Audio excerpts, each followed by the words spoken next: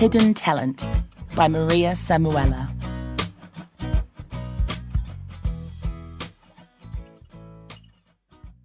Annie read the poster for the umpteenth time.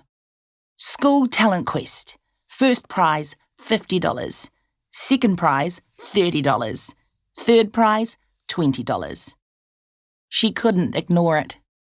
Her younger sister, Kana, had made the poster, and their mother kept a copy on the coffee table so everyone could see it.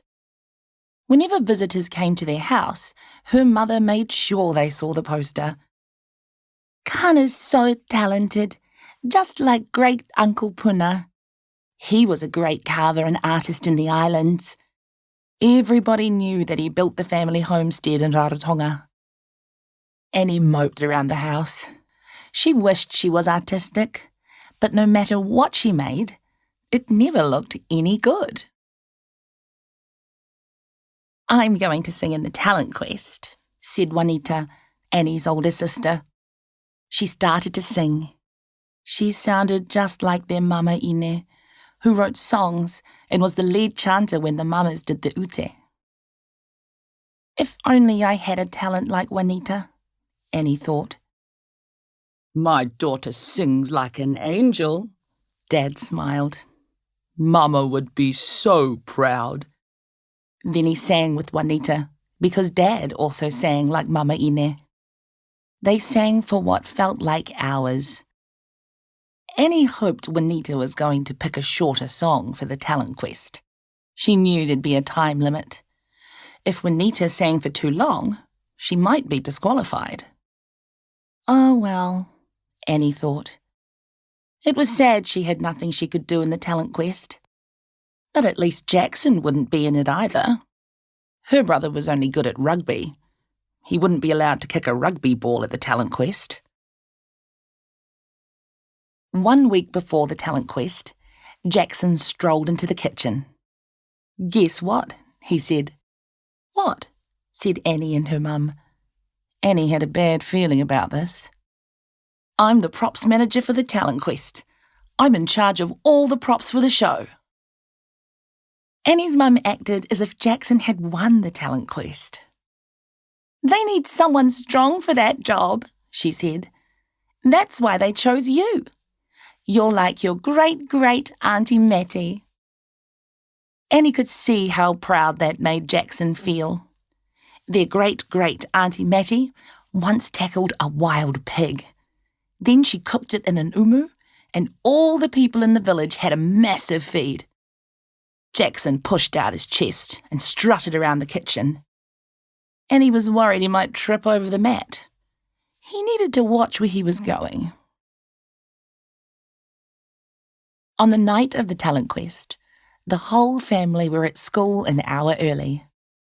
Mum was in the office helping Kana print out the programs. Dad and Juanita were huddled in a corner practicing her song. Jackson and his team of helpers were busy setting up the hall. They'd lined up the chairs into rows and put the background scenery in place. Backstage, Annie watched a small dance group go over their moves. Then she listened to a trio playing ukuleles. They were all so good. Back in the hall, a boy from the senior school stepped up to the microphone. He was going to compere the show. "Testing, testing," he said with a big smile. "I just want to practice my lines. Tēnā koutou, welcome to..."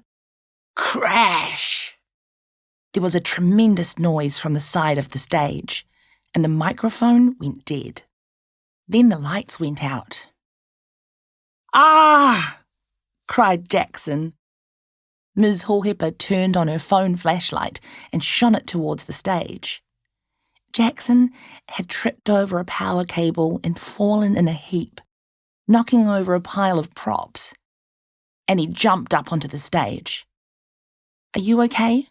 she asked, clearing away the props to give her brother some space. She could tell by his face that the only thing hurting was his pride. "He's fine," she called. Then she winked at him. "Just showing off, eh, bro?" Everybody laughed, and Jackson jumped up and took a bow.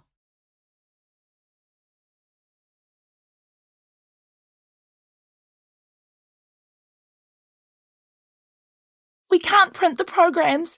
The printer's dead," a familiar voice called. Ms. Hohepa's phone flashlight was on Kana now. She was holding a handful of programs. "This is all we've done. There won't be enough." "How many do you have?" asked Annie. "About 40. Annie knew many of the guests would be family groups or friends. "I don't think every person needs one," she told Kana. "Some of them can share a program. Anyway, it's better for the environment to use less paper." The worry on Kana's face disappeared. But then a wail came from the corner. "I can't do it." Annie recognised Juanita's voice. "There's no power, so I can't play my backing music." Annie turned to the ukulele players. "Can we borrow one of those for Juanita's song?" she asked. "Sure," said one of the group. He handed his ukulele to Annie, and she passed it to Dad. He started strumming, and soon the hall was filled with Juanita's singing. She sounded magical. "Hey," said the boy, "you don't need a backing track. The ukulele sounds better." Juanita smiled with relief, and then the lights came back on. On the drive home, Mum turned to Annie. "You know who you remind me of?" she said. "Your Papa Mana. He was a great ariki who knew how to make things right." Dad chipped in. "Your Papa Mana was calm but strong. Smart too." "And quick thinking," said Mum. "Good at solving problems." Annie had heard heaps about their Papa Mana. Everybody respected him. They looked up to him like a superhero. She stared out the window and smiled. It felt good to know she had a talent after all.